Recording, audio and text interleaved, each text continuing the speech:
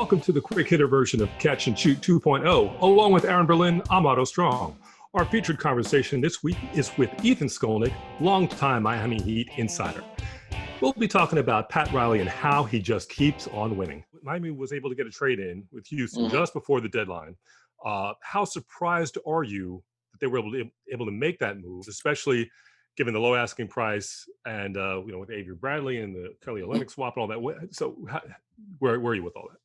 Well, I think this is the case of Pat Riley playing the market better than anybody else. And they knew that what was out there about Oladipo, which was put out by a certain ESPN national reporter, was bogus. And they know that because they know that certain teams use that national reporter to get information out that may not be completely accurate.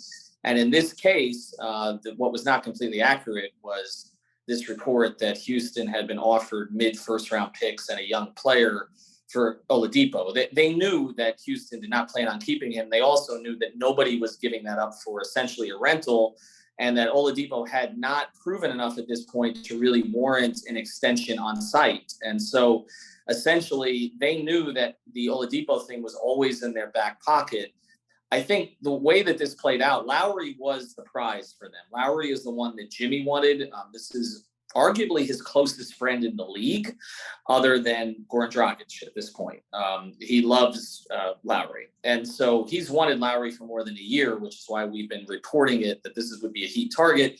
And that if Toronto, merely fell out of the race, which they for contention, which they kind of have, the fact that they were playing in Tampa would make it easier for Masai to trade Lowry because, you didn't have to deal with the home fans having to say goodbye to somebody who's been pretty much a franchise icon for almost a decade now and helped them win a title. So we always felt that Lowry would be available to them.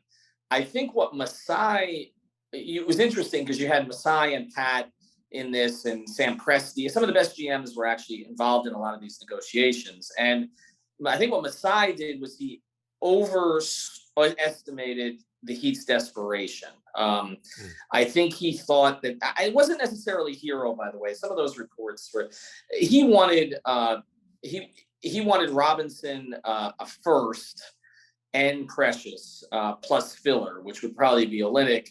And the Heat had to find the first from somewhere because they don't have it unless they get the pick unprotected from OKC. And Presti was holding them for a ransom for that. So basically, he wanted Miami to essentially pony up more maybe to OKC, not necessarily to Toronto, to be able to get that first round pick. And Miami was having difficulty getting it. But I think Masai thought that ultimately Riley would bend because Jimmy wanted Lowry so badly and they had an extension ready for Kyle, by the way. They would have they couldn't do it technically, but there was going to be a wink like there was when they traded for Dragic in 2015, where they got Goran's rights for 2 first-round picks. And then, Goran was going to be a free agent, and everybody knew that Goran was going to re-sign, but they just, they couldn't do it at the time. But I think Masai overestimated how desperate Pat was. And Pat knew ultimately that Houston was more desperate than Toronto was. And that's why when the stalemate happened with Toronto, Pat could go back to Houston with 15 minutes left in the deadline and basically say, you want something for the player? Because otherwise you're not getting anything. Because that report from ESPN was garbage. And so there was nobody else ponying up anything for Oladipo. And that's why they were able to get him for essentially nothing. And this is kind of the second time that Pat's done this in recent years. Minnesota, Tibbs wanted a ransom for Jimmy. He wanted Bam. And Pat held the line on that. He ended up getting Jimmy for Josh Richardson, who's a nice player, but that's it. Didn't even have to give up Olynyk, which he was supposed to, gave up a pick, which he didn't care about. And he ultimately, he was able to dump Whiteside in the process, which was the biggest coup of the whole thing. Then you look at the trade deadline last year, he won it basically by getting Iguodala and Crowder for Winslow, who's hardly played since, who they were kind of finished with. And they were able to dump James Johnson and Deion Waiters contracts in that deal. So there was 2 magic tricks, and this is the third. They got Victor Oladipo for basically a 3-month trial here to see how it works. A motivated Victor because he hasn't been happy in his last 2 spots. He's due for a contract. He's wanted to play in Miami. He wants to continue playing in Miami. They got him for Kelly for one rotation player. And they also picked up because Avery Bradley wasn't healthy for 3 months. And then they just picked up Bielitsa to essentially replace Olynyk. I don't think he's quite the player, but he's close enough. For Harkless, who had 15 points for them the whole season, 13 last night, and Chris Silva, who was a big, who wasn't part of their future plans. So essentially, he got Oladipo and Butler for nothing. And so in this whole thing where sometimes people get frustrated down here because he doesn't get every star, he can't convince Bradley Beal to come out. I mean, this idea that Pat is washed is the most ridiculous notion in the world. I mean, he keeps getting all-stars for when he has no currency to do it.